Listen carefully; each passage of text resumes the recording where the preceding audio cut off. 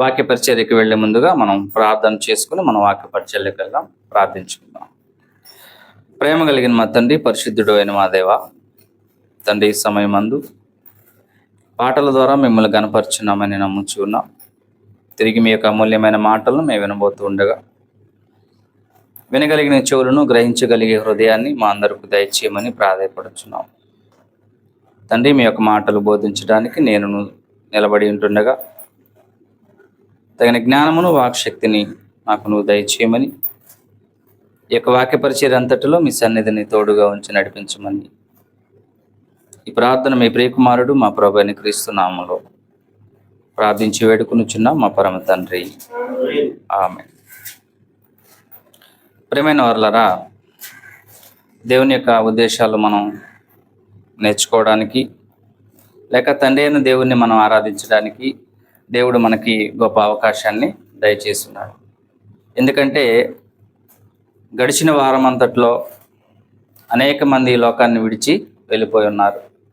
అయితే వాళ్ళల్లో మనం ఎంత మాత్రమో వాళ్ళకంటే నీతిమంతులమి, గొప్పవారం అని కాదు, కానీ దేవుని యొక్క మహాప్రేమ, దేవుని యొక్క కృపను బట్టి దేవుడు మనకిచ్చినటువంటి ఆయుష్ కాలాన్ని మనం సంపూర్తి చేసుకుంటున్నాం. అదే రీతిగా ఈ యొక్క ఆదివారం రోజు సంఘంగా మనం చేరి తండ్రిని మనం ఆరాధించే ఒక గొప్ప అవకాశాన్ని మనం సద్వినియోగపరుచుకుందాం.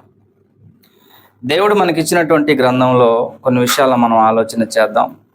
తెస్సలోనికి రాసినటువంటి మొదటి పత్రిక 5వ అధ్యాయము 23, 24 వచనాల్లో ఉన్నటువంటి సారాంశము, అంటే ఆ వచనాల ద్వారా దేవుడు మనకి ఏమి నేర్పించాలనుకుంటున్నాడు, ఏమి మనం నేర్చుకుంటే మనకు మేలు జరుగుద్దో ఈ దినాన మనం ప్రయత్నించేద్దాం. మరొకసారి మనం చదువుకుందాం. మొదటి తెస్సలోనికి పత్రిక 5వ అధ్యాయము 23, 24 వచనాలు. సమాధానకర్తయగు దేవుడే మిమ్మును పరిశుద్ధపరచునుగాక, మీ ఆత్మయు జీవమును శరీరమును మన ప్రభువైన యేసుక్రీస్తు రాకడయందు నిందారహితముగాను సంపూర్ణముగాను ఉండునట్లు కాపాడబడునుగాక. మిమ్మల్ని పిలిచిన వాడు నమ్మకమైన వాడు గనుక అలాగు చేయును. ఇక్కడ సమాధానకర్తయగు దేవుడే. దేవుడు ఎవరట? సమాధానకర్త. లోకంలో సమాధానం లేక అశాంతిలో బతుకుతున్నటువంటి లోకాన్ని లోకం అనుకుంటుంది మేము మంచిగానే బతుకుతున్నాం, మాకే ఇబ్బంది లేదు, మాకే లోటు లేదు, మేము ఆనందంగా ఉన్నాం, సంతోషంగా ఉన్నాం, తింటున్నాం, తాగుతున్నాం, తిరుగుతున్నాం, దొరుకుతున్నాం అని లోకం అనుకుంటుంది. అయితే దేవుడు అంటున్నాడు, దేవుడు సమాధానకి కర్త. ఎందుకు ఆయన సమాధానకర్తగా ఉన్నాడు? దేవుడు ఎవరికి సమాధానం లేకుంటే ఆయన సమాధానకర్తగా ఉన్నాడు అంటే ఎవరికి సమాధానం అవసరం అవుతుంది? ఆయనలో ఏమైనా అశాంతి ఉందా? ఆయనకి ఏమైనా బాధలు ఉన్నాయా? ఆయన ఏమైనా పాపం చేసి బాధపడేవాడా? అయితే ఇప్పుడు సమాధానం ఎవరికి అంటున్నాడు? సమాధానకర్త దేవుడు అని అంటున్నాడంటే ఆ దేవుడు ఎవరికి సమాధానం అనుగ్రహించడానికి ఆయన సమాధానకర్తగా ఉన్నాడు. దేవుడు లోకం అశాంతితో బ్రతుకుతుంది. లోకం మరొక మాట చెప్పాలంటే అనారోగ్యంతో కూడా బతుకుతుంది. లోకం అంతా ఎలా బతుకుతుందట? అశాంతితో బ్రతుకుతుంది, అనారోగ్యంతో బతుకుతుంది. అనారోగ్యం అంటే భౌతికమైన అనారోగ్యం గురించి నేను చెప్పట్లేదు, భౌతికమైన అనారోగ్యం కాదు, ఒంటికుండే జబ్బుల గురించి నేను చెప్పట్లేదు. కానీ దేవునికి వ్యతిరేకంగా బ్రతుకుతున్నటువంటి ఈ లోకం, పాపములతో అపరాధములతో బ్రతుకుతున్నటువంటి మానవ జాతి, అది అనారోగ్యమే, అనావృష్టి అని మనం దాన్ని చెప్పాలి. అయితే అలాగా బ్రతుకుతున్నటువంటి మనుషులకు దేవుడు సమాధానకర్తగా నిలబడుతున్నాడు. యావత్ ప్రపంచానికి సమాధానం అనుగ్రహించడానికి దేవుడు సమాధానకర్తగా నిలబడుతున్నాడు. అంటే టోటల్గా ఆ వచనాలను మనం ఆలోచన చేస్తే ఆయన ప్రతి మనిషి పట్ల ఒక మంచి ఉద్దేశంతో దేవుడు ఆశ కలిగి ఉన్నాడు. మంచి ఉద్దేశం ఏంటి? ఆ మంచి ఉద్దేశం అంటే ప్రతి మనిషిని తన యొక్క రక్షణలోనికి నడిపించాలని, ప్రతి మనిషి రక్షింపబడాలని, ప్రతి మనిషికి ఒక కాపుదలగా ఆయన ఉండాలని ఆశపడుతున్నాడు. ప్రతి మనిషికి ఒక కాపుదలగా ఆయన ఉండాలని ఆశపడుతున్నాడు. మరొక మాటను మనం చూద్దాము. దావీదు కీర్తనలు 5వ అధ్యాయము 11 వచనాలు, 11, 12 వచనాలని మనం చదువుదాం. దావీదు కీర్తనలు 5వ అధ్యాయము 11, 12 వచనాలు చదువుదాం. నేను చదువుతాను. నిన్ను ఆశ్రయించు వారందరూ సంతోషించుదురు, నీవే వారిని కాపాడుదువు గనుక వారు నిత్యము ఆనంద ధ్వని చేయుదురు. యెహోవా నీతిమంతులను ఆశీర్వదించువాడవు నీవే, కేడెముతో కప్పినట్లు నీవు వారిని దయతో కప్పెదవు. కావున నీ నామమును ప్రేమించువారు నిన్ను గూర్చి ఉల్లసింతురు.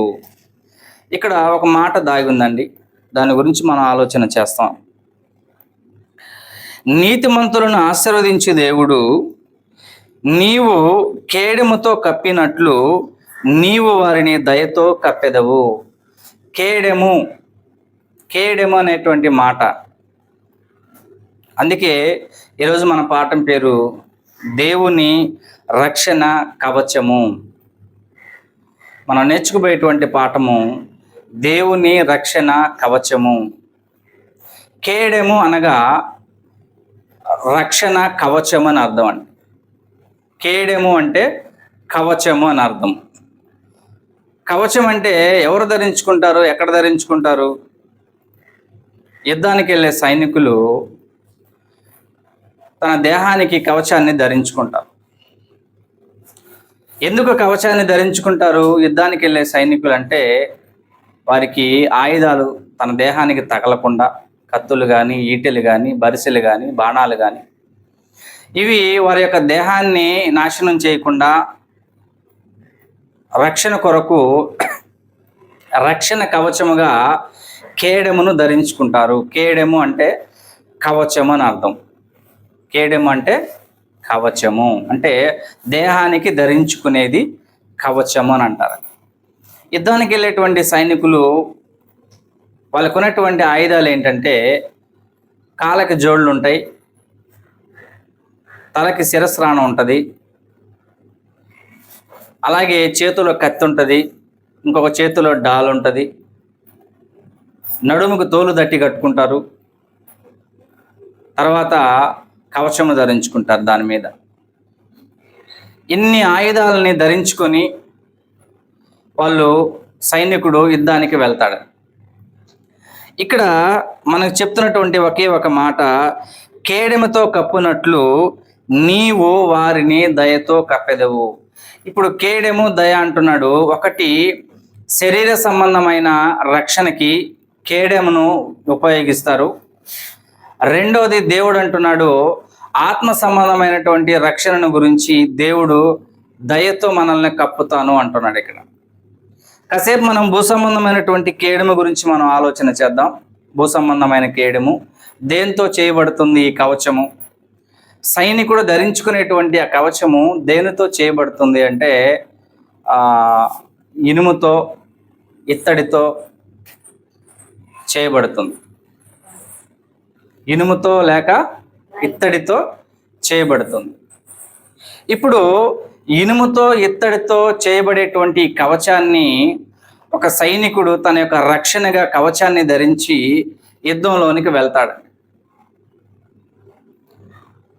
ఏ నష్టం కలగకుండా, ప్రాణహాని కలగకుండా, ప్రాణ నష్టం కలగకుండా, శరీరానికి ఏ దెబ్బ తగలకుండా ప్రొటెక్షన్గా, దాన్ని ఇంగ్లీష్లో షీల్డ్ అంటారు. దీన్ని ఇంగ్లీష్లో షీల్డ్ అంటారు. ఇంగ్లీష్లో షీల్డ్ అంటారు, కవచం అంటారు, తెలుగులో కవచం అంటారు. అలాగే కేడెం అనేటువంటి పదాన్ని కూడా ప్రయోగించారు.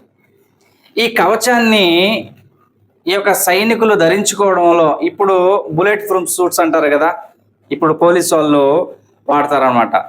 పోలీసు వాళ్ళు ఎనపై కాదు, బుల్లెట్ ప్రూఫ్స్ వాడతారు. ఇప్పుడంతా బుల్లెట్ ప్రూఫ్ జాకెట్స్ అంటారు, వాటిని వాడతారు.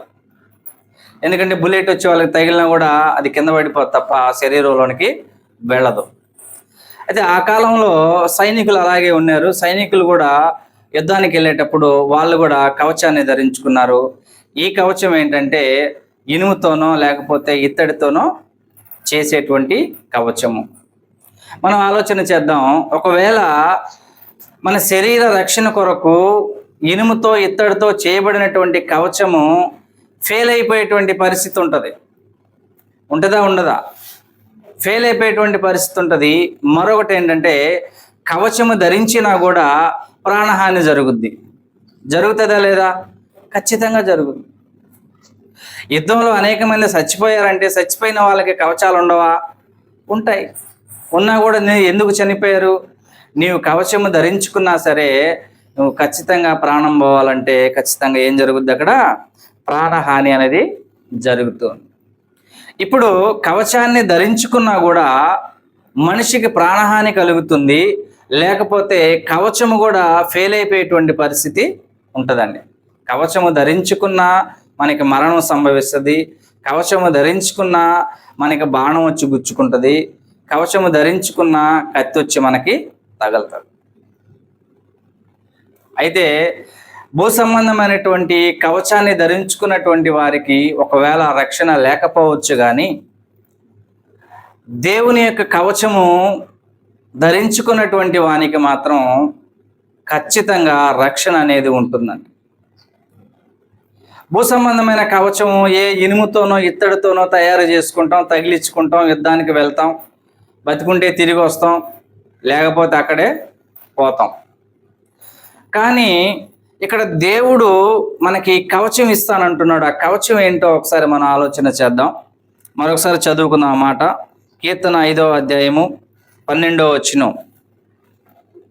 యెహోవా నీతిమంతులను ఆశీర్వదించేవాడవు నీవే, కేడెముతో కప్పునట్లు నీవు వారిని దయతో కప్పెదవు.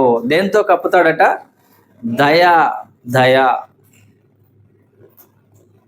ఒక సైనికుడు కవచాన్ని ఇనుముతో ఇత్తడితో చేసినటువంటి కవచాన్ని ధరించుకొని ఎలా అయితే వెళుతున్నాడో, దేవుని ఆశ్రయించినటువంటి మనిషికి, దేవుని భక్తుడికి, దేవుని పిల్లలకు దేవుడు అనుగ్రహించేటువంటి కవచం ఏంటంటే అది ఇన్విజిబుల్ కవచం అన్నమాట.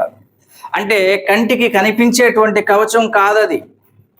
ఒక సైనికుడు తన యొక్క రక్షణ కొరకు కంటికి కనబడేటువంటి కవచాన్ని ధరించుకుంటాడు, ఇత్తడితో ఇనుముతో తయారు చేసినటువంటి కవచాన్ని. అయితే దేవుడు అనుగ్రహించేటువంటి కవచం ఎలా ఉంటుందంటే అది ప్రపంచంలో ఏ వ్యక్తికి కూడా కనిపించని కవచం. అది దయ. ఏంటట? దయ. దయ అంటే ఎలా ఉంటుందండి? దయ అన్నాడు. ఇప్పుడు కవచం అంటే భూ సంబంధంగా మనం ఆలోచిస్తే కవచం అంటే మనకు తెలిసిపోద్ది. బుల్లెట్ ప్రూఫ్ సూట్ అంటే మనకు తెలుసు. కానీ కవచం అంటే, దయతో కప్పినటువంటి కవచం అంటే, దయ అంటే మనకి ఎలా కనిపిస్తుంది? కంటికి ఎలా మనకు కనిపిస్తుంది? ఆయన కేడము లేక ఆయన కవచము దేని రూపంలో ఉంటుందంటే ఆయన దయ మనకి కవచంగా ఉంది. మరొక మాట చూద్దాం. 33వ కీర్తన, అదే పుస్తకంలో 33వ కీర్తన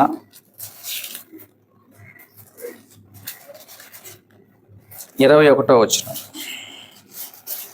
33వ కీర్తన 21వ వచనం. మన ప్రాణము యెహోవా కొరకు కనిపెట్టుకొనుచున్నది, ఆయనే మనకు సహాయమును మనకు కేడెమునై ఉన్నాడు. మన ప్రాణము ఎవరి కొరకు కనిపెట్టుకోవాలట అంటున్నాడు ఇక్కడ. మన ప్రాణము యెహోవా కొరకు కనిపెట్టుకొనుచున్నది, ఆయనే మనకు సహాయమును మనకు కేడెమునై ఉన్నాడు. అంటే రక్షణ అయి ఉన్నాడు. ఎవరు?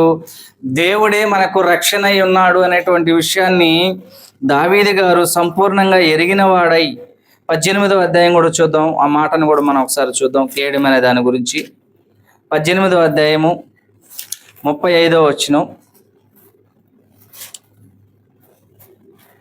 కీర్తనల 18వ అధ్యాయం 35వ వచనంలో, నీ రక్షణ కేడెమును నీవు నాకు అందించుచున్నావు. రక్షణ కేడెమును, రక్షణ కేడెము, దేవుని రక్షణ కవచము, దేవుని రక్షణ కవచము, దేవుని రక్షణ కవచము. భూ సంబంధమైనటువంటి ఒక సైనికుడు కవచాన్ని ధరించుకుంటాడు. అది ఒక ఇనుముతో ఇత్తడితో చేసినటువంటి కవచం అయింది. కానీ దేవుని యొక్క రక్షణ కవచం అని అంటున్నాడు ఇక్కడ. మన ప్రాణము దేవుని కొరకు కనిపెట్టుకోవాలంటున్నాడు. ఎందుకు దేవుని కొరకు మనం కనిపెట్టుకోవాలి అంటున్నాడంటే, ఆయనే మన రక్షణ కవచాన్ని అనుగ్రహించేవాడు. దేవుడే మనకు రక్షణ కవచాన్ని అనుగ్రహించేవాడు. దేవుడే శాశ్వతంగా నిన్ను రక్షించడానికి, శాశ్వతంగా నిన్ను రక్షణలో ఉంచడానికి దేవుడు తన యొక్క రక్షణ కవచాన్ని ఇస్తున్నాడు. ఆ కవచం ఏంటో మనం ఇందాక 5వ అధ్యాయము 12వ వచనంలో చదివాము. దయా. ఏంటంట? దయా. దయతోటి ఆయన మనల్ని కప్పుతూ ఉన్నాడు. ఎలా మరి దయతో కప్పుతున్నాడు?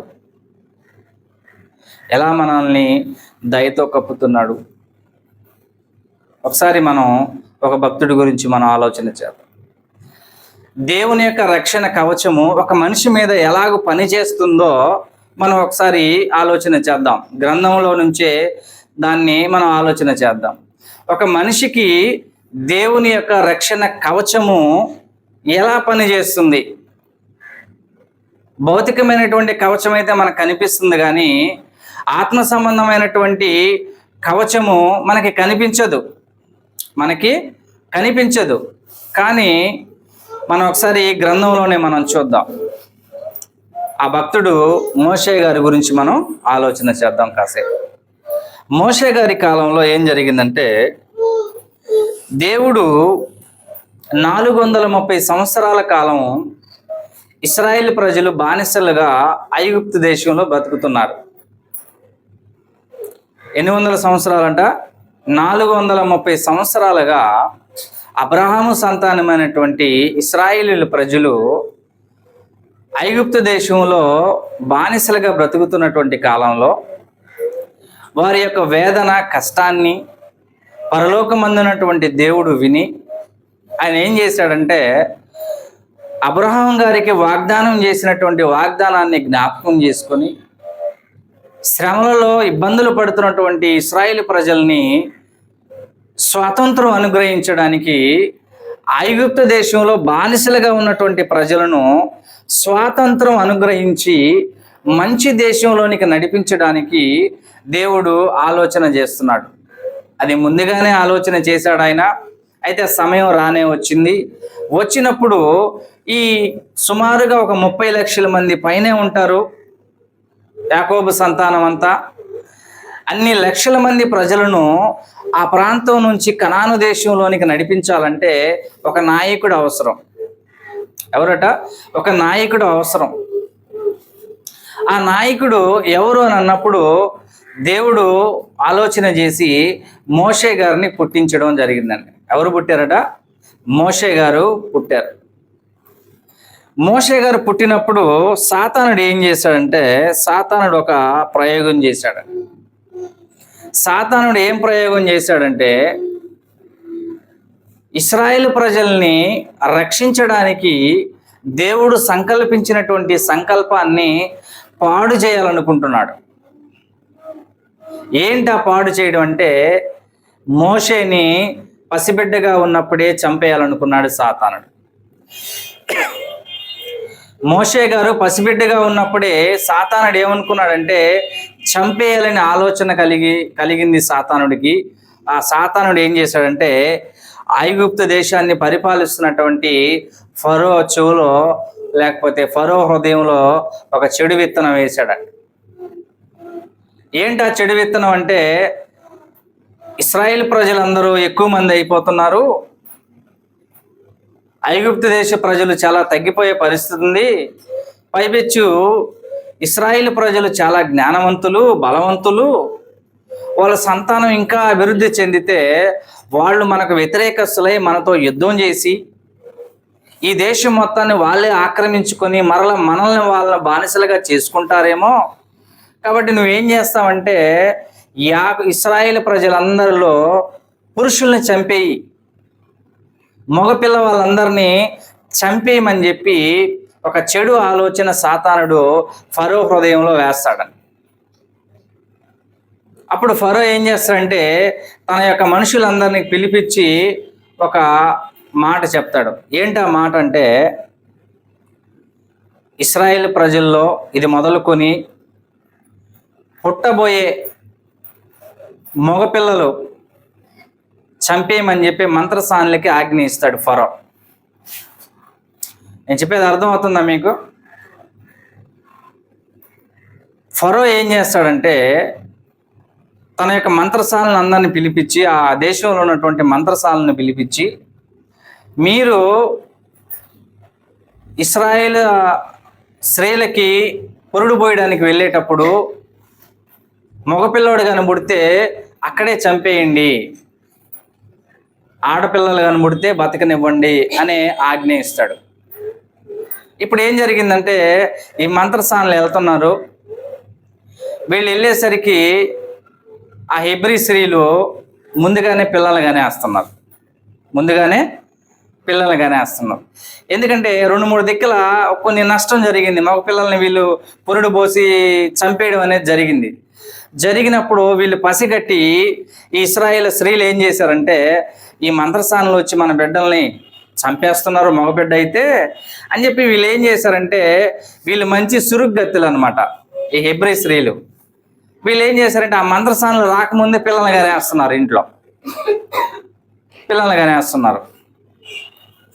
మళ్ళా సాతానుడు ఫరో ఒక ఆలోచన పుట్టించాడు. అరే వీళ్ళు ఇటు తిరిగి మంత్రసానులు పోకముందే పిల్లల్ని కనేస్తున్నారు, వీళ్ళల్లో మోషే పుట్టేశాడు. అర్థమైపోయింది సాతానుడికి, మోషే పుట్టేశాడు.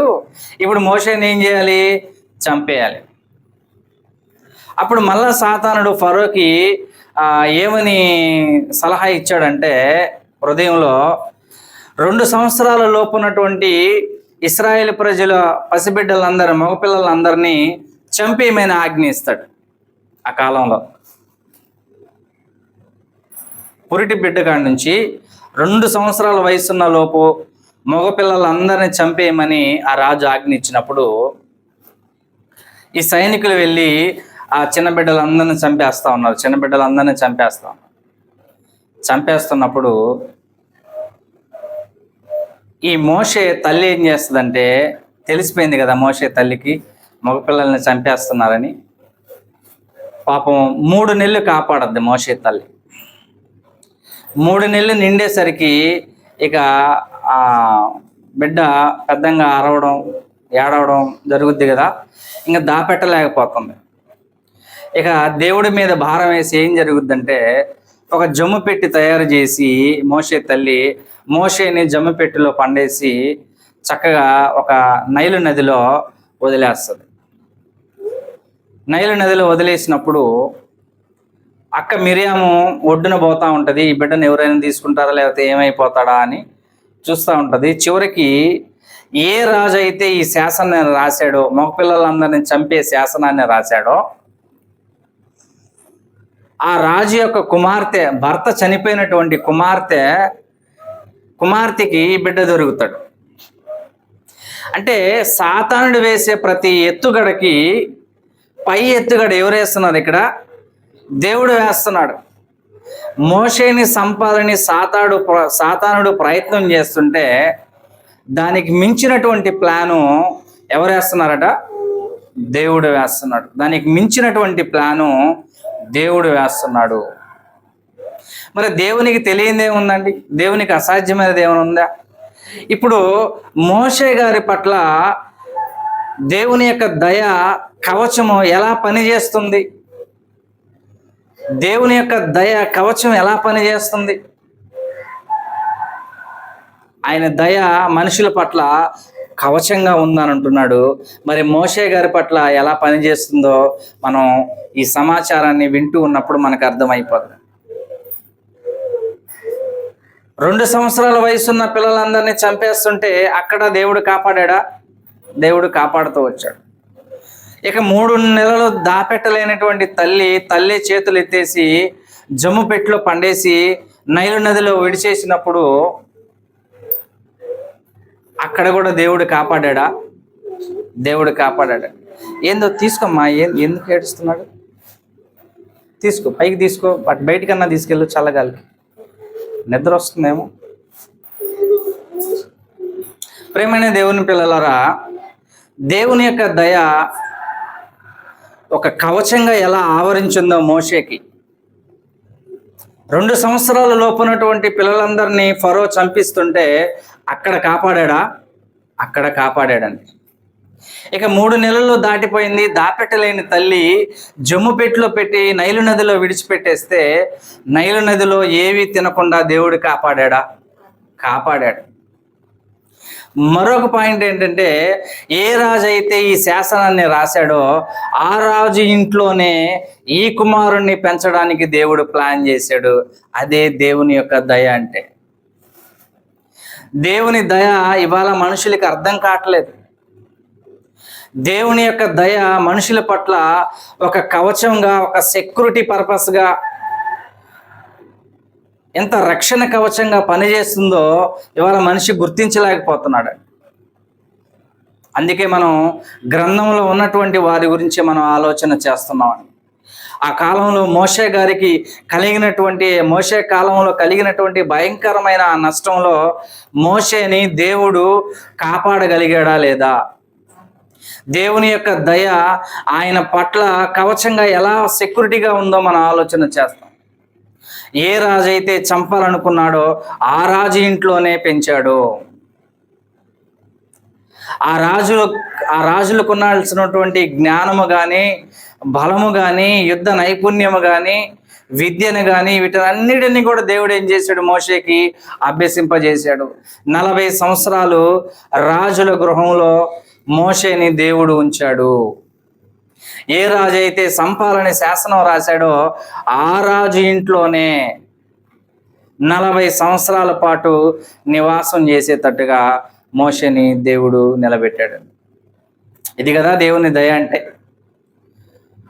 దేవుని యొక్క దయ కవచంగా మన మీద ఉందంటే అది ఎంత నమ్మకమైందో మనం ఆలోచన చేయాలి. ఎంత నమ్మకమైందో దేవుని యొక్క దయ. దేవుని రక్షణ కవచం అంటే అది ఎంత నమ్మకమైందో మనం ఆలోచన చేయాలి. ఉదాహరణకి భూ సంబంధమైనటువంటి కవచాన్ని ధరించుకొని యుద్ధానికి వెళ్ళినటువంటి సైన్యము తిరిగి వస్తారో లేదో నమ్మకం లేదు. అన్నీ ధరించుకొని వెళ్తారు. చేతిలో డాలు, కత్తి, శిరస్రాణం ఉంటుంది, నడుముకు తోలు దట్టి ఉంటుంది, కవచం ఉంటుంది, బూట్లు ఉంటాయి, అన్నీ వేసుకొని పోతారు.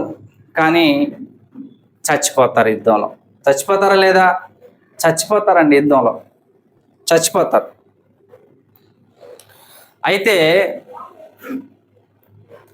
దేవుని యొక్క దయ మనిషికి కవచంగా ఉన్నప్పుడు అది స్థిరమైన కవచము, అది నిత్య రక్షణ. అది నిత్య రక్షణ అండి. అది నమ్మకమైనటువంటి రక్షణ. అది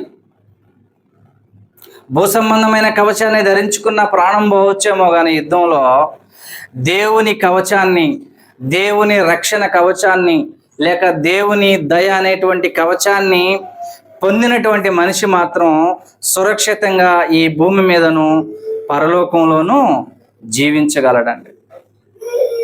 ఆ స్థాయిలో దేవుడు మనల్ని రక్షించేవాడిగా ఉంటున్నాడండి.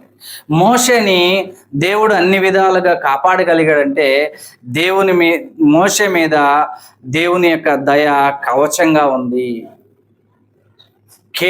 రక్షణ కేడెముగా ఉంది దేవుని యొక్క దయ. అనేక మంది చనిపోయారు. మోషేని చంపాలని సాతాడు ప్లాన్ చేస్తే అనేక మంది చనిపోయారు. కానీ మోషేని మాత్రం ఏం చేయలేకపోయారు. ఎందుకు చేయలేకపోయారంటే మోషే మీద దేవుని యొక్క రక్షణ కవచము నిలిచి ఉన్నది.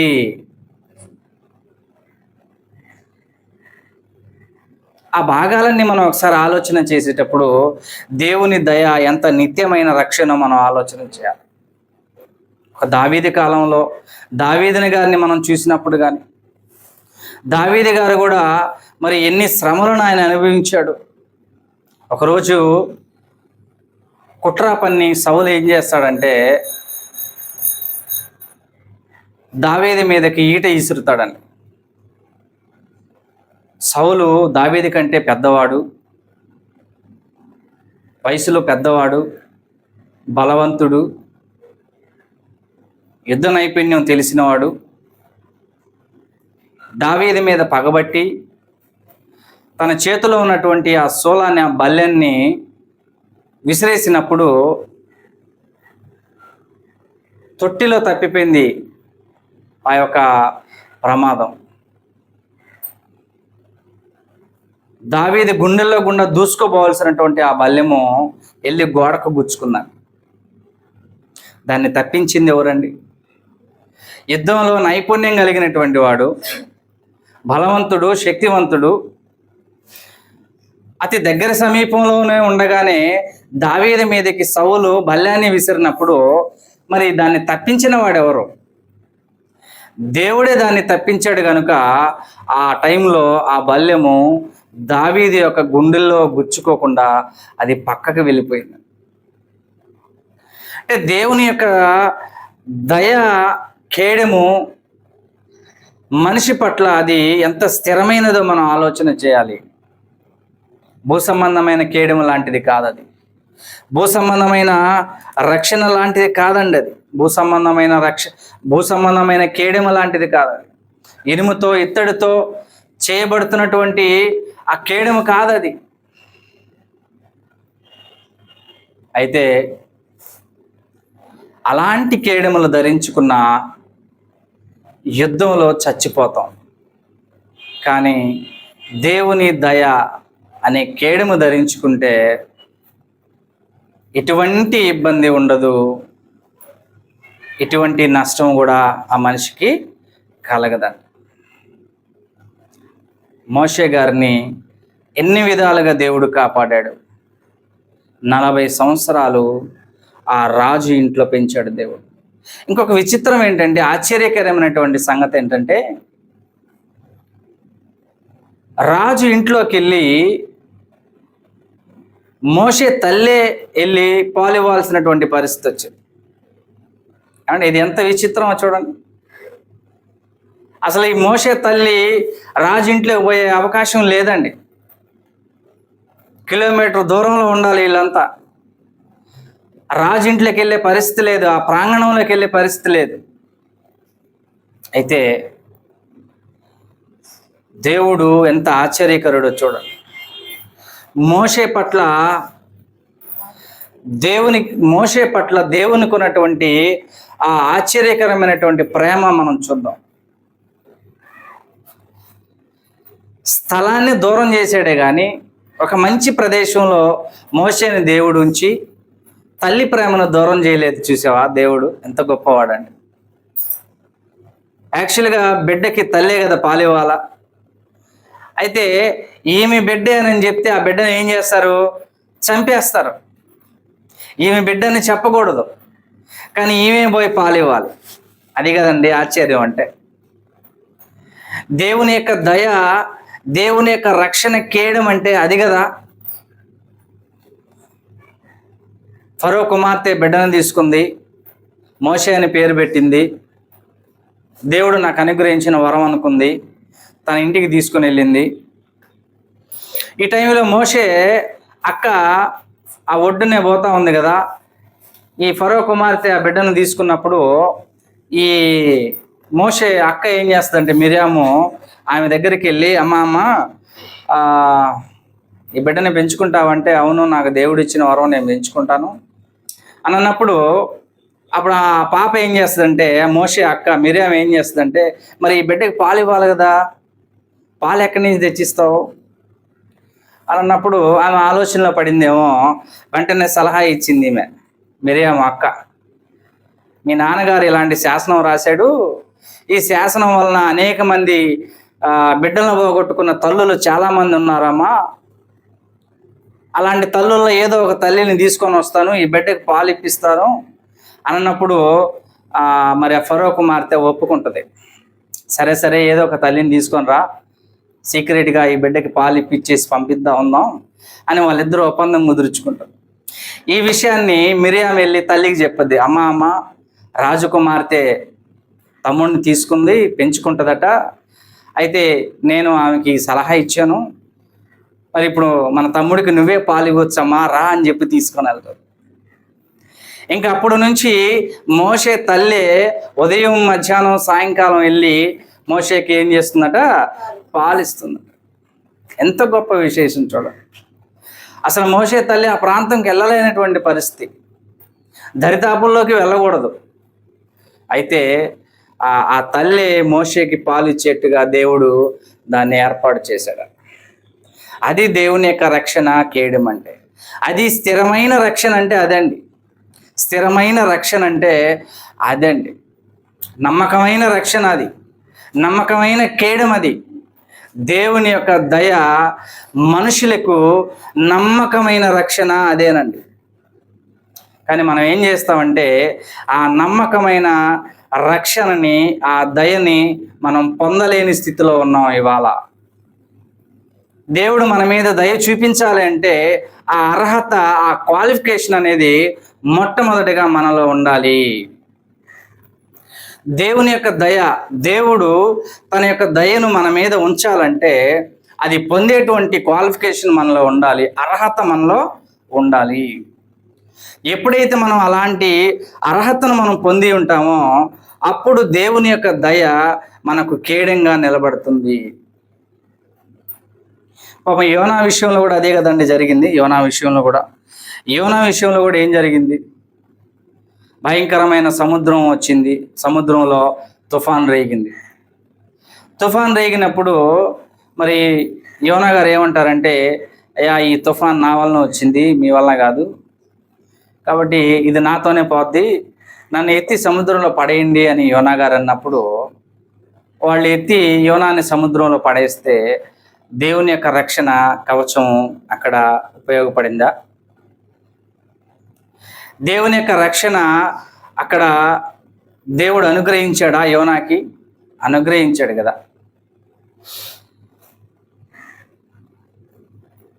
యోనాని మింగినటువంటి ఆ చేప, ఆ మహామత్స్యము సుమారు ఒక రోజుకి 1 టన్ను ఆహారం తినాలి. ఎంత? 1 టన్ను ఆహారం తినాలి. అది 1 టన్ను అంటే ఎంత? ఎన్ని కేజీలు? 1000 కేజీలు. 1 టన్ను అంటే 1000 కేజీలు. 1 కింటా అంటే 100 కేజీలు.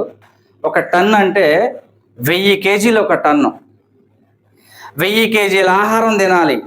యోనా గారిని మింగిన మత్స్యం సుమారు అది 15-20 టన్నుల బరువు ఉంటుంది.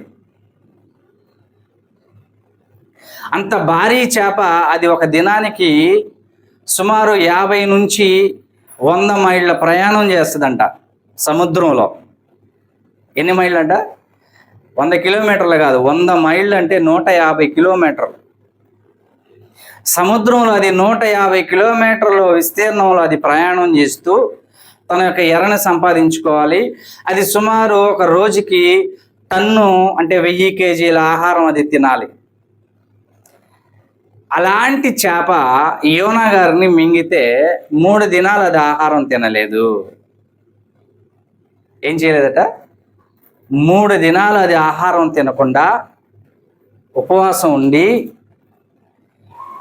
యోనాని నినెవే పట్టణంలో ఒడ్డున కక్కేసేంత వరకు అది ఆహారం ముట్టకుండా ఉందండి. అది కదండి ఉపవాసం అంటే. ఉపవాసం అంటే అది కటిక ఉపవాసం. నీళ్లు తాగలేదు, ఆహారం తినలేదు 3 దినాలు. అంత భారీ శరీరంతో ఉన్న అది ఒకరోజు ఆహారం మానితేనే తట్టుకోలేదు. అంత ఆహారం తినాల్సినటువంటి ఆ చేప సుమారు 3 దినాల పాటు ఆహారము నీళ్లు తాగలేదంటే మరి కఠినమైన ఉపవాసం అంటే ఆ చేపే అనుభవించింది. ఈ 3 దినాల ప్రయాణంలో నినెవే పట్టణానికి వెళ్తున్నప్పుడు దానికి ఎన్ని రకాల ఆహారం తగులుంటుంది? సముద్రంలో తగులుంటుందా లేదా? నోరు కట్టేసుకుంది. యోనా యోనా కడుపులో ఉన్నాడు కాబట్టి ఆ చేప ఏం చేసిందంట, నోరు కట్టేసుకుంది. సుమారు కొన్ని వందల మైళ్ళ దూరం అది ప్రయాణం చేస్తుంది ఈ 3 దినాలు.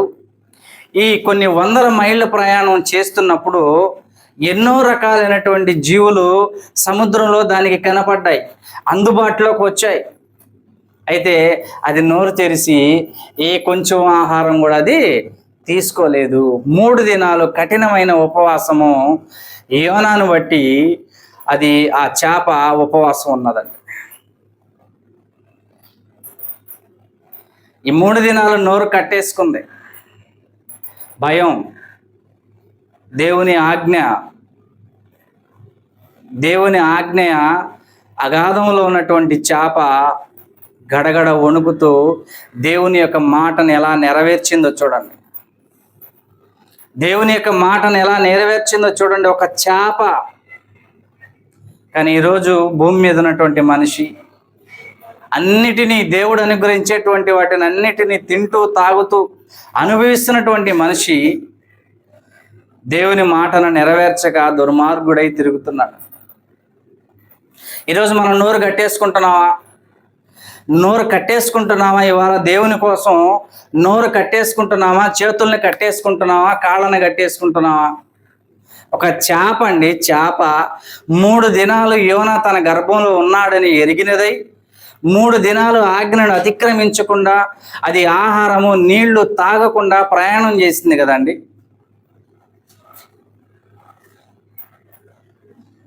దేవుని పోలిక, దేవుని స్వరూపంతో ఉన్నటువంటి మనిషి ఇవాళ నోరుని కట్టేసుకుంటున్నాడా?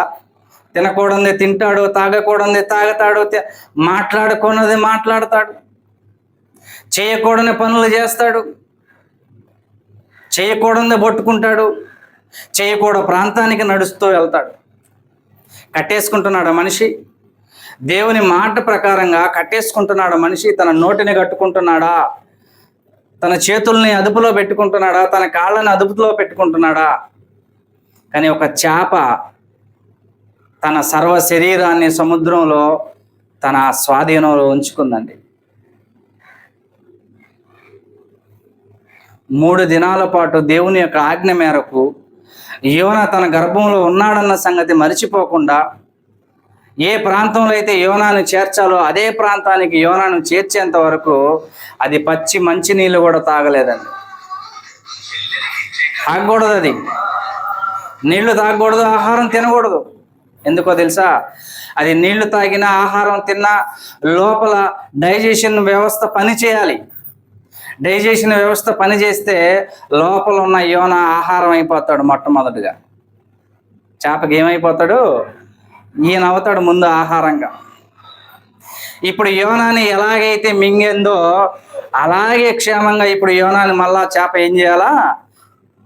నినెవే పట్టణంలోనికి చేర్చాల. అది చేప యొక్క బాధ్యత. మరి యోనాని రక్షించడంలో దేవుని యొక్క దయ, ఆయన కేడెము ఎలా పనిచేసిందో చూడండి. అక్కడ ఎవరైనా ఆ సముద్రంలో ఇంకా కాపాడే పరిస్థితి ఉందా అండి? భయంకరమైన తుఫాన్ వచ్చిందంట, మహా తుఫాన్ అంట. అది చిన్న తుఫాన్ కాదు, అది మహా తుఫాన్ అని అన్నాడు అక్కడ. అయితే అందులో ఎత్తి పడేస్తే ఇంకెవరిల్లి కాపాడతారు? నేవీ వ్యవస్థ ఏమైనా ఇప్పుడులాగా అప్పుడు ఉందా అండి? సముద్రం మీద ఉండే వ్యవస్థ ఇప్పుడు ఉంది కదా, నేవీ వ్యవస్థ, నేవీ ఫోర్స్. అది ఆ కాలంలో ఏమైనా ఉందా? లేదు కదండి, పోయి కాపాడడానికి. అయితే యోనా దగ్గర, యోనాని ఆవరించి ఏముందంటే దేవుని యొక్క దయ కేడెము ఉంది. దేవుని యొక్క దయ కేడెముగా యోనాకి ఆవరించి ఉంది. అందుకే సముద్రం ఏం చేయలేకపోయింది, చేప ఏం చేయలేకపోయింది, ఎవరు కూడా ఏం చేయలేకపోయారు యోనా. దేవుని యొక్క దయ మనుషుల పట్ల శాశ్వతమైనటువంటి రక్షణ కవచము. దేవుని యొక్క దయ మనిషికి శాశ్వతమైనటువంటి రక్షణ కవచము. దాన్ని పొందడానికి మనిషి ప్రయాసపడాలి. దాన్ని పొందడానికి మనిషి ప్రయాసపడాలి. భూ సంబంధమైన రక్షణ కాదు, భూ సంబంధమైన ఆరోగ్యం కాదు, భూ సంబంధమైన అన్ని వసతులు మనం సంపాదించుకోవడం కాదు. ఇవాళ భూ సంబంధంగా మనం ఎలాంటి జాగ్రత్తలు మనం తీసుకుంటున్నామండి? ఎన్ని జాగ్రత్తలు తీసుకుంటున్నాం భూ సంబంధంగా? చదువు అయిపోతే ఉద్యోగం, అంతే కదండి. పిల్లలకి వయసు వస్తే చదువు అయిపోతే ఉద్యోగం చేరితే పెళ్ళిళ్ళు. మనుషులు ఎన్ని జాగ్రత్తలు తీసుకుంటున్నాడు మనిషి ఇవాళ. కానీ దేవుడు దానికి మించి ఆయన యొక్క రక్షణ కేడము మన మీద ఉందండి. రక్షణ కేడము మన మీద ఉంది. మరి దేవుని దయను మనం సంపాదించుకోవడానికి మనం ప్రయత్నం చేయాలి. దావీదు గారు అంటున్నారు, నేను తల్లి గర్భంలో నుంచి నీ రక్షణ కవచము నాకు, తల్లి గర్భంలో నుండి నేను బయటకు వచ్చి పసిబాలుడిగా ఉన్నప్పుడు, యవ్వనస్తుడిగా ఉన్నప్పుడు, మరి పెద్దవాడైనప్పుడు, నేను మరలా వృద్ధున్నయ్యేంత వరకు కూడా దేవుని యొక్క దయ అనేటువంటి కేడము నాకు ఉంది అని దావీదు గారు తన యొక్క కీర్తనలో మనకి తెలియజేస్తున్నాడు. చూద్దాం, ఆ మాటలను ఒకసారి మనం చదువుకొని మనం ఎంత ఆస్వాదిద్దాం. 70వ కీర్తనలో 71,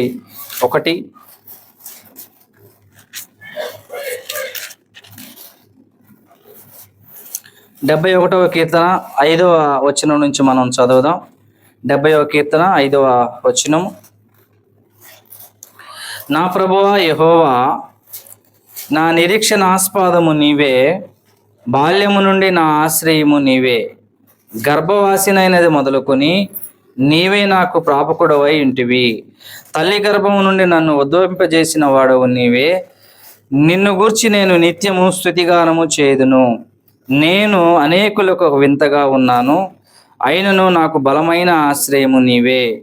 నీ కీర్తితో నీ ప్రభావ వర్ణనతో దినమంతయు నా నోరు నిండి ఉన్నది. వృద్ధాప్యమందు నన్ను విడనాడకము, నా బలము క్షీణించినప్పుడు నన్ను విడవకము. ఇక్కడ 6వ వచనము 9వ వచనాన్ని మనం చదివితే, 6వ వచనంలో గర్భవాసినైనది మొదలుకొని నీవే నాకు ప్రాపకుడవై ఇంటివి. ఒక మనిషికి దేవుడు తన యొక్క రక్షణ కవచము ఎక్కడి నుంచి ఆరంభించబడుతుందంటే, ఒక మనిషి గర్భవాసి అయినది మొదలుకొని, అంటే నా తండ్రిలో ఉన్న నేను తల్లిలోనికి వెళ్ళిన తర్వాత అండంలోనికి వెళ్ళి పిండమై అది ఒక బ్రహ్మాండమై తల్లి గర్భంలోంచి నేను ఒక బిడ్డగా బయటకు వచ్చేంత వరకు, బయటకు వచ్చి తిరిగి మరలా వృద్ధుడినై చనిపోయేంత వరకు కూడా దేవుని యొక్క రక్షణ కేడము మనకు ఉంటుంది అని, అలా ఉండనిమ్మని దావీదు గారు తన యొక్క కీర్తన రాస్తున్నాడు. ఇక్కడ 6వ వచనంలో గర్భవాసినైనది మొదలుకొని నీవే నాకు ప్రాపకుడవు. గర్భవాసి అంటే తల్లి గర్భంలోనికి మనం వెళ్ళిన దగ్గర నుంచి దేవుని యొక్క దయ రక్షణ కేడముగా మన మీద ఆవరించబడి ఉన్నది. అంటే తల్లి గర్భంలో నుంచే మనకి ఆరంభించబడి ఎంతవరకు మన మీద పనిచేస్తుందంటే, వృద్ధాప్యమందు నన్ను విడనాడకము, నా బలము క్షీణించినప్పుడు నన్ను విడవకము. అంటే మనం ముసలి ప్రాయం అయ్యేంత వరకు కూడా దేవుని యొక్క దయ మన మీద కేడముగా పనిచేస్తుంది.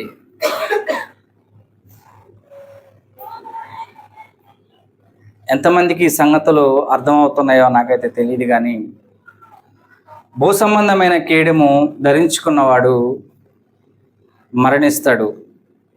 వాడికి నాశనం ఉంటుంది, వాడికి నష్టం కలుగుతుంది. అయితే దేవుని దయ అనే కేడము ధరించుకున్నటువంటి వానికి ఇహమందును పరలోకమందును ఏ నష్టము కూడా వాటిల్లదు. ఒకవేళ సద్భక్తితో బ్రతుకుతూ ఉన్న వానికి హింసలు, బాధలు, శ్రమలు ఈ లోకంలో వస్తాయి, కానీ అతడు మరణించిన తర్వాత మంచి జీవితాన్ని జీవించబోతాడు. ఎటర్నల్ జీవితాన్ని అతను జీవించబోతాడు మనిషి. ఏది మన మీద ఉంటే అంటే దేవుని యొక్క దయ కేడముగా మనతో ఉంటే. ఏ కేడము గొప్పది? ఏ కేడము శాశ్వతమైనది? కేడము అంటే కవచము, భూ సంబంధమైన కవచము, ఆత్మ సంబంధమైన కవచము.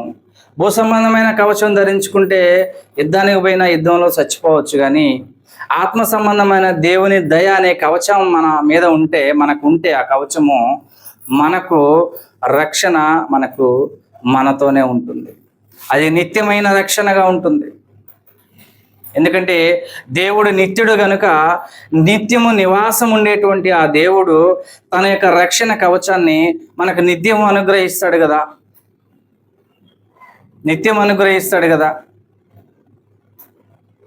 ఆయన స్పృహ తప్పేవాడు కాదు, ఆయన మతి తప్పేవాడు కాదు, ఆయన కునికేవాడు కాదు, నిద్రపోయేవాడు అంతకన్నా కూడా కాదు. ఆయన నిత్య దేవుడు గనుక, ఆయన నిత్య నివాసి గనుక ఆయన రక్షణ కేడము కూడా నిత్యము మన మీద పనిచేస్తుంది.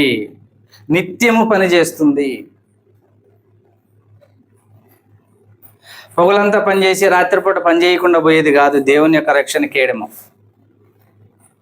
అర్థమవుతుందా? దేవుని యొక్క రక్షణ కేడము అనేది దయ అనేటువంటి కేడము. అది పొగలు మాత్రమే పనిచేసి రేత్రి పని చేయకుండా పోయేది కాదు. అది ఎప్పుడూ పనిచేస్తుంటుంది. ఎందుకో తెలుసా? ఆయన పొగలు రాత్రి అనే తేడా లేదు దేవునికి. ఆయన నిద్రపోయేవాడు కాదు, కునికేవాడు కాదు. ఆయన లోకంలో రాత్రి పగలు అనే తేడా లేదు. పగలు రాత్రులు భూమి మీదే ఉంటాయి తప్ప పరలోకంలో పగలు రాత్రులు అనేవి ఉండవు. ఎప్పుడు వెలుగుమయమే. ఇప్పుడు ఆత్మ సంబంధమైనటువంటి దేవుని దయ అనేటువంటి కేడాన్ని మనం సంపాదించుకోగలిగితే అది మనల్ని నిత్యము రక్షణ మార్గంలో కొనసాగిస్తుంది. అయితే కొత్త నిబంధనకు వచ్చేసరికి దేవుని యొక్క దయ అనేటువంటి ఆ రక్షణ కేడము ఏ రూపంలో భూమి మీదకి వచ్చింది అంటే ప్రభు అయిన యేసుక్రీస్తు ద్వారా భూమి మీదకి వచ్చింది. ఈ రక్షణ కేడెం అనేది దేవుడు ఎవరి ద్వారా భూమి మీదకి పంపించాడంటే తన కుమారుడైన యేసుక్రీస్తు ద్వారా భూమి మీదకి పంపించాడు. చూద్దాం ఆ మాటని. యోహాను మొదటి పత్రిక 2వ అధ్యాయము 1-2 వచనాలు. యోహాను మొదటి పత్రిక మాటలు మనం చదువుకొని మనం ముగించుకుందాం.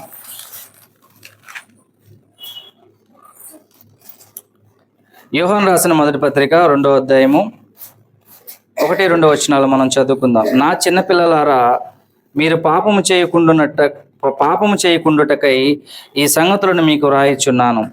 ఎవడైనను పాపము చేసిన ఎడల నీతిమంతుడైన యేసుక్రీస్తును ఉత్తరవాది తండ్రి యొద్ద మనకున్నాడు. ఆయనే మన పాపములకు శాంతికరమై ఉన్నాడు. మన పాపములకు మాత్రమే కాదు, సర్వలోకమునకు శాంతికరమై ఉన్నాడు. సర్వలోకానికి కూడా యేసు ప్రభు ఏమైనాడట? శాంతికరమై ఉన్నాడు.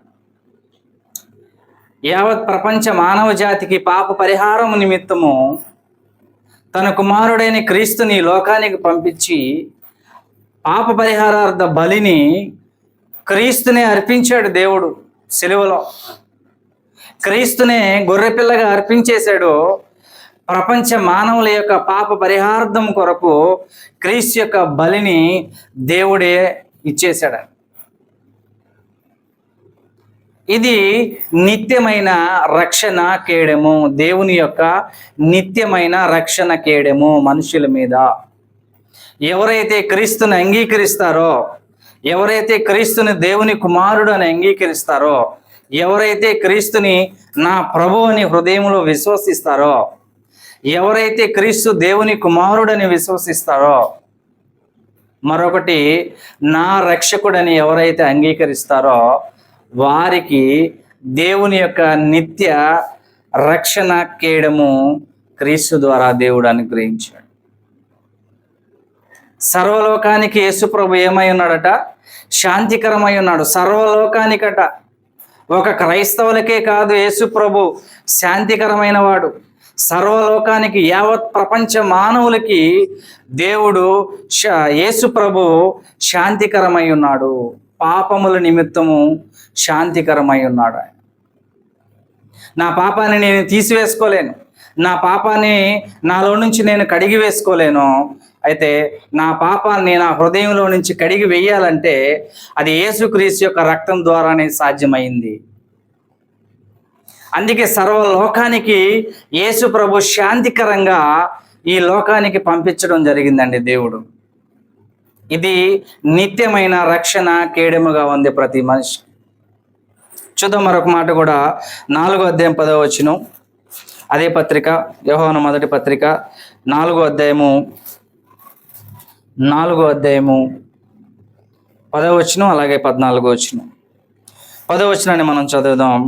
మనము దేవుణ్ణి ప్రేమించితమని కాదు, తానే మనలను ప్రేమించి మన పాపములకు ప్రాయశ్చిత్తమై ఉండుటకు తన కుమారుణ్ణి పంపెను. తండ్రి అయిన దేవుడు తన కుమారుణ్ణి ఈ లోకానికి ఎందుకు పంపించాడంటే మనం ప్రేమించామని కాదంట, తానే మనల్ని ముందుగా ప్రేమించి మన యొక్క పాప పరిహారార్థము నిమిత్తము తన కుమారుడైన క్రీస్తుని ఈ లోకానికి పంపించి సిలువలో ఆయనను చంపి నిత్యమైన రక్షణ కేడముగా ఆయన నిలబడ్డాడు. రక్షణ కవచము క్రీస్తు ఇవాళ మనిషికి తెలుసా? ఎవరైతే క్రీస్తును ధరించుకుని ఉంటారో వారికి నిత్యమైన రక్షణ కేడముగా ఉన్నాడు క్రీస్తు. క్రీస్తుని ఎవరైతే ధరించుకోరో ఈ లోకంలో వారికి నిత్య రక్షణ కరువైపోద్ది. ఒకవేళ ఈ లోకంలో మంచిగా బ్రతకొచ్చు, వాళ్ళకున్న ఐశ్వర్యంతో, వాళ్ళకున్నటువంటి డబ్బుతో, వాళ్ళకున్నటువంటి బలంతో వాళ్ళు మంచిగా బ్రతకొచ్చు. అయితే వాళ్ళు మరణించిన తర్వాత నిత్య రక్షణ అనేది వాళ్ళకు ఉండదు. అది ఎప్పుడు ఎలా దొరుకుతుంది ఒక మనిషికి నిత్య రక్షణ అంటే అది యేసుక్రీస్తు ద్వారానే మనకు దొరుకుతుంది. పరలోకమందున్నటువంటి దేవుడు తన కుమారుడైన క్రీస్తు ద్వారా నిత్య రక్షణ అనేటువంటి కేడమును మనకు ధరింపజేశాడు. ఆయనే ప్రభు అయిన యేసుక్రీస్తు. సర్వలోకానికి శాంతికరమై ఉన్నాడు ఆయన. ఒక క్రైస్తవులకే కాదు, యేసు ప్రభు శాంతికరమైన వాడు. ప్రపంచ మానవ జాతికి ఆయన శాంతికరమై ఉన్నాడు. 14వ వచనం చదువుతాం, 4వ అధ్యాయం 14వ వచనం. మరియు తండ్రి తన కుమారుణ్ణి లోక రక్షకుడుగా ఉండుటకు పంపియుండుట మేము చూచి. అపొస్తలుడైనటువంటి యోహాను గారు ఈ పత్రికను వ్రాస్తూ ఆయన అంటున్నాడు, మరియు తండ్రి తన కుమారుణ్ణి లోక రక్షకుడిగా ఉండుటకు పంపియుండుట మేము చూసాము. అంటే యేసు ప్రభు ఈ లోకానికి రక్షకుడిగా పంపబడ్డాడట. యేసు ప్రభు ఈ లోకానికి దేనికోసం పంపబడ్డాడట? లోక రక్షకుడిగా పంపబడ్డాడంట. ఒకడి కోసం కాదు, లోకమంతటి కొరకు రక్షకుడిగా తన కుమారుడైన క్రీస్తుని ఈ లోకానికి నియమించాడు. లోక రక్షకుడు క్రీస్తు. క్రీస్తు ఎవరట? లోక రక్షకుడు అంట క్రీస్తు. నిత్య రక్షకుడు అంట క్రీస్తు. నిత్య రక్షణ కేడముగా ఉన్నాడు క్రీస్తు మానవుడికి. క్రీస్తును ధరించుకున్నవాడు ఈ లోకాన్ని విడిచిన స్వర్గంలో ఉండగలడు, పరలోకంలో నివాసం చేయగలడు, సంతోషకరమైనటువంటి జీవితాన్ని జీవించగలడు. అదే క్రీస్తుని మనం ధరించుకోలేదనుకోండి, ఈ లోకంలో మనకి నిత్య రక్షణ అనేది మనకి ఉండదు.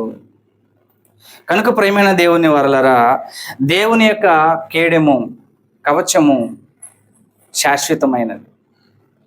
భూసంబంధమైన కవచము ఒక లోహంతో తయారు చేయబడింది. అది ఒక సైనికుడు ధరించుకొని యుద్ధానికి వెళ్తాడు. ఆ రక్షణ కవచాన్ని ధరించుకున్న ఒక సైనికుడు యుద్ధంలో చనిపోవచ్చు.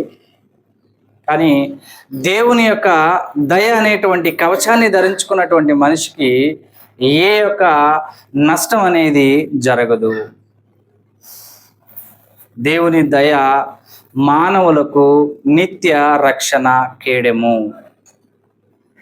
అది ఎవరి ద్వారా మనకు అనుగ్రహింపబడిందంటే ప్రభు అయిన క్రీస్తు ద్వారా మనకు అనుగ్రహింపబడింది.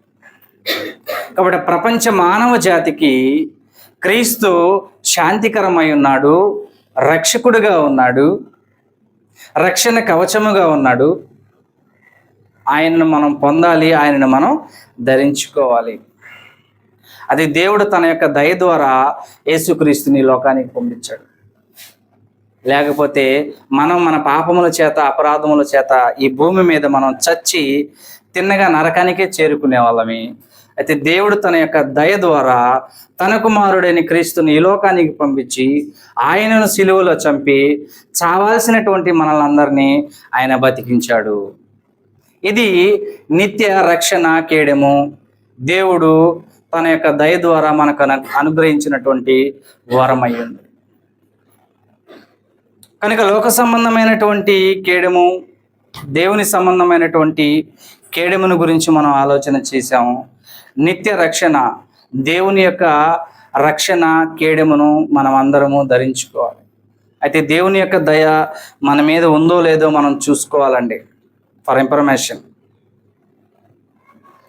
దేవుని యొక్క దయ నా మీద ఉందో లేదో నేను పరీక్షించుకోవాలి ప్రతినిత్యం. మీరు కూడా పరీక్షించుకోవాలి ప్రతిరోజు. దేవుని యొక్క దయ నా మీద ఉందా లేదా, లేకపోతే దేవుడు నన్ను విడిచిపెట్టేశాడా లేదా. విడిచిపెట్టేశాడేమో, లేకపోతే దేవుని దయ నా మీద ఉందో లేదో ప్రతి నిత్యము మనం దాన్ని చూసుకోవాల్సినటువంటి పరిస్థితి ఉంది. ఉదయాన్నే నిద్రలేసి అద్దం మీద అద్దం ముందు నిలబడితే ఏం చూసుకుంటాం? దేవుని దయ నా మీద ఉందా అని చూసుకుంటామా? అట్ట చూసుకుంటారండి అద్దం మీద నిలబడినప్పుడు? అట్ట చూసుకోం. కానీ ప్రతి ఉదయాన్నే మనం ఏం చేయాలంటే దేవుని దయ నా మీద నిలిచి ఉండాలి. ఆయన దయ మన మీద నిలిచి ఉంటేనే మనకు రక్షణ, లేకపోతే మనకి నష్టం కలుగుతుంది.